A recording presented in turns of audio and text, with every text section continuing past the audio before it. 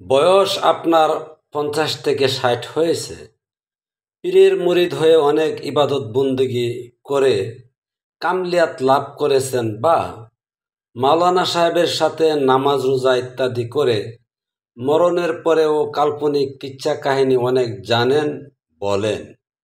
কিন্তু ঘরের বউয়ের হক পালন করা একজন পুরুষের সবচেয়ে বড় হক, আবার ফরজ।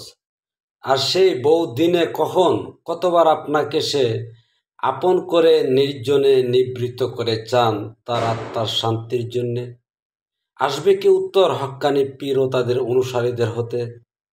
কারণ ঘরের খবরই যদি জানলেন না, সবচেয়ে হক মানুষের অন্তরের চাওয়া পাওয়াটাই জানলেন না, আপনারা এই কামলিয়াত, আধ্যাত্মিকতা, মরণের পরে কি এগুলি দেখেন কোথা থেকে?